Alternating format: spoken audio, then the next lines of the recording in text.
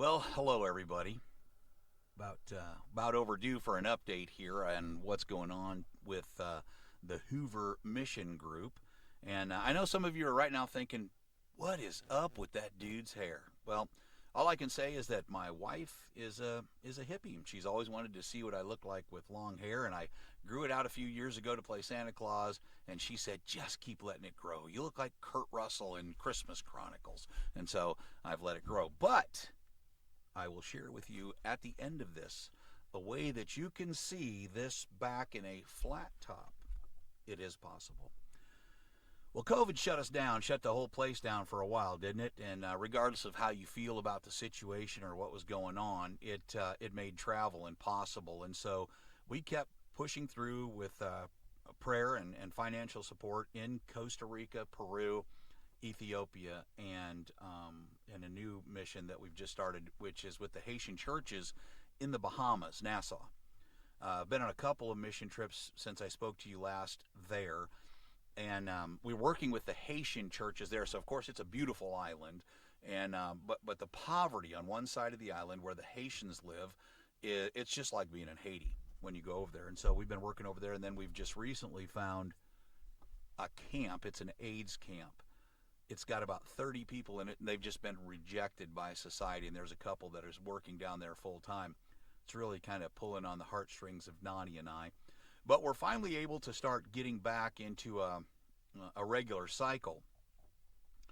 And so I kind of just want to give you an overall picture of what's been going on uh, since we last talked, and it's been way too long since I've done an update. So I appreciate you all for your continued support, and I hope to assure you that your money is being well spent.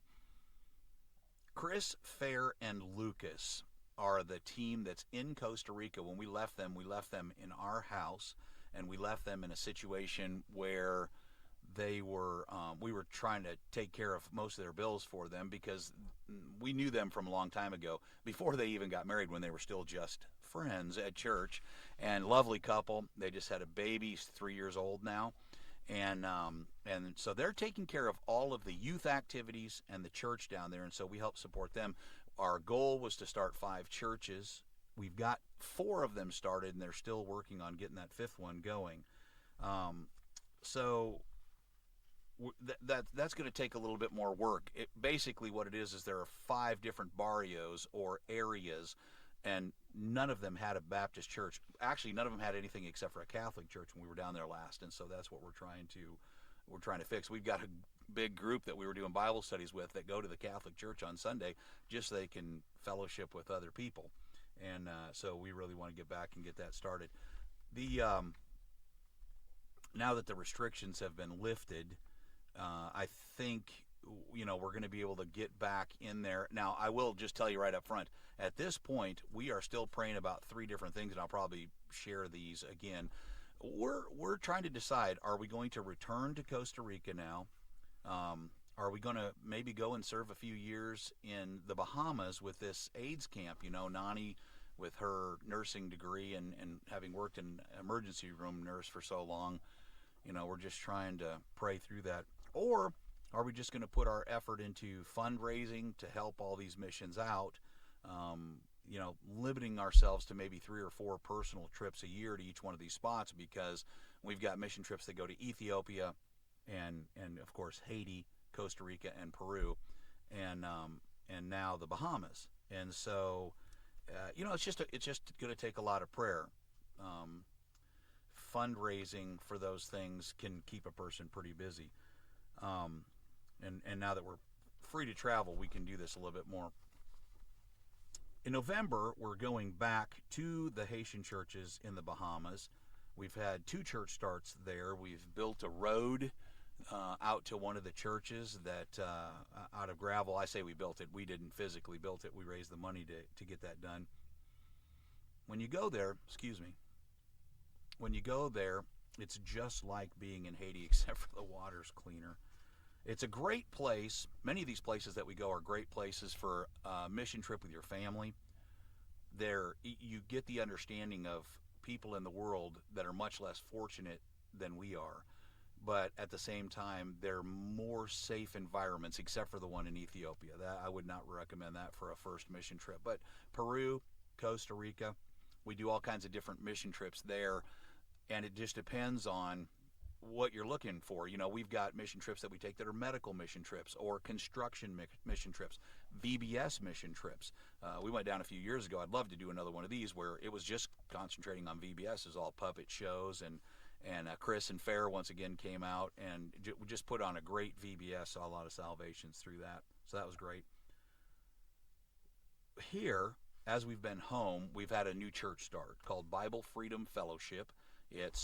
Of course, we've moved to Missouri, and now our church is just 5 miles up the road. It's the first time, I think, since Nani and I have been together, that we've not been at least a half an hour away from our church, including our church in Costa Rica. It's always been a travel, so that's kind of cool.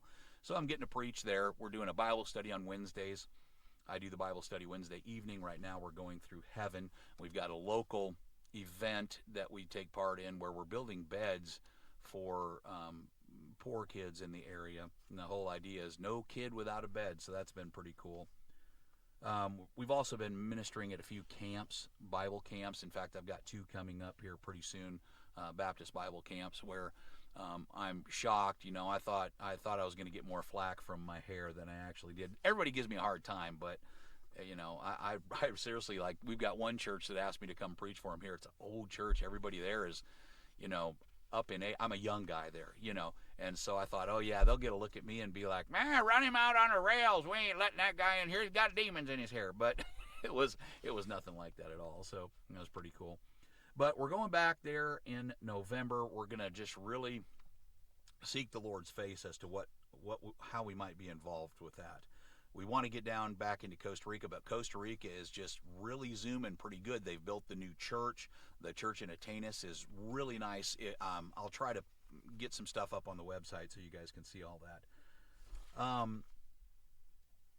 This AIDS camp, they have about 30 residents there, and so we're going to go in, and there's medical, but there's also that nobody's really feeding them. The person that runs the place gets money, but they don't use the money like they're supposed to. It's pretty corrupt, and so they're letting us come in alongside them and do some things, including this last trip that we went on, we took some wood in and floors were falling through and holes in the floor. It's just not in good shape. So we're getting that taken care of and cleaning up the property. So we're going to be splitting our time now that we can travel again between these different places, and we're really seeking the Lord's face, and of course whatever He provides, that's where we go. I personally don't feel like I need to pray about it that much. If I need $3,000 to go on a mission trip and the Lord provides it, I go. It's just that plain and simple. Now, things are financially picking up for us a little bit better, so I want to give you a rundown on that just a little bit so you know where your money's going and what you're donating to. The church, our new church start, pays us $500 a month. And then I drive school bus through the year, which is great. Talk about another ministry. My goodness. But that check is $1,100, and Nani is now mature enough to receive her Social Security, so that's another $1,300 a month. And then, I don't know if you guys, but you notice where I'm at here. This is my recording studio. And so, I got my microphone, and some of you guys have really helped me get these things and get started. And the least I make on that a month is $400. Many, many times it's been $1,500 and as high as $2,000, and that's getting better. I'm taking classes to where that could really turn into a lucrative income for us. And so that's what we're living on. Oddly enough, this is the first time that Nani and I have been able to afford insurance. We just kind of were winging it before then. Of course, we've been down in Costa Rica, and so we had special insurance while we were there. So, like I said, this brings us to a place and a crossroads where we're just really praying through what's the next step. Now, we're still supporting all these ministries. We have a ministry in Ethiopia with Jerry Spencer, and the last time we went, that was just unbelievable. You guys got my report last time, a few years ago when we went down there, and we saw 90,000 professions of faith. I I probably would not believe that had I not been there. That's just a number that we never expected. In fact, when we went down, they said we're praying for 20,000 souls, and I went, I got just being honest. Inside me, I went, that's okay. We'll go and preach, but we'll see what happens. And of course, we don't know what sticks and what doesn't. But we did have a good idea in place to have local churches be there with us, and so they took names and got to where they could reach these people. So we want to get back down to Ethiopia. Of course, we've got to get back into Costa Rica and just see what's going on down there.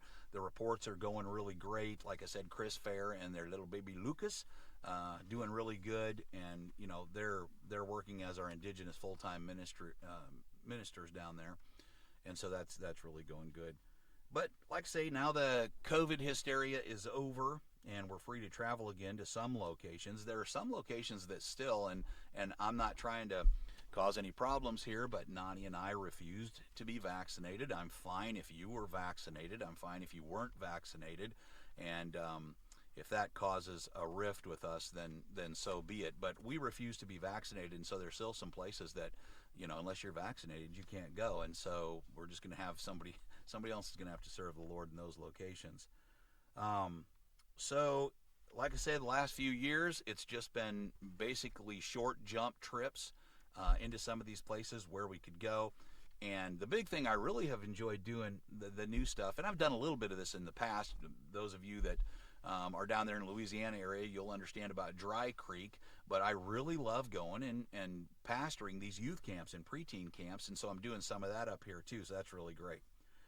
So I just wanted to kind of give you that update, just so you kind of know where we're at, where our hearts are, and always, if you have any questions, or you just want to know how things are going on, feel free to message me. I know I should do a lot better at getting these things out.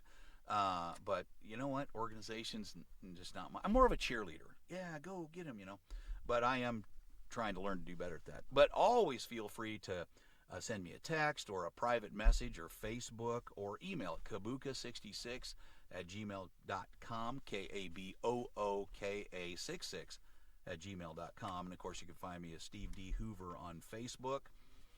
And any questions, seriously, we try to be very open about what's going on, how much money we make, how much is going out, where it's going, what it's doing, and so you know that your money is being well spent. Hopefully someday our church will grow big enough and they'll be able to pay a pastor's salary, but we're growing and we're doing what we can, and I don't mind working on the side. That's fine. You'd think after all these years of relying on the Lord to provide, I would just be like, whatever, it's going to happen. But, I find myself quite often going, well, I'm not sure how we're going to do this, which brings me to my last point before I get off of here. Nani and I both want to go on this next trip in November for sure, back to the AIDS camp and these Haitian churches. It's going to be a really extremely exciting trip, but it's a $6,000 trip, $3,000 each. That pays for everything. It takes care of our travel, food, all that stuff. And where we're going to stay down there. And so the deal that I'm making, I've had some of my pastor friends have been like, man, why don't you cut your hair, you hippie, you sinner, get that haircut, And of course we go back and forth, and I do the whole, hey, I have pictures of Jesus in my house and he has long hair. It's in the picture. that argument's not working really good. But should I happen to raise that $6,000 before the end of August, I have agreed to get a flat top. So if you want to put your money where your mouth is and you want to see this haircut, get on it. Help me raise the money and help us get over to the Bahamas. Anything else you want to know? Seriously, feel free to ask any questions. And we just want to try to keep you guys in the loop. And hopefully I'll be able to do real soon before the summer's over. I don't know how it's going to happen, but we're praying that I'll be able to kind of do a circle and just kind of hit everybody in every area where we are getting our support from, so I can, get a little one-on-one, and you guys can personally, ask questions and visit with us and see what's going on.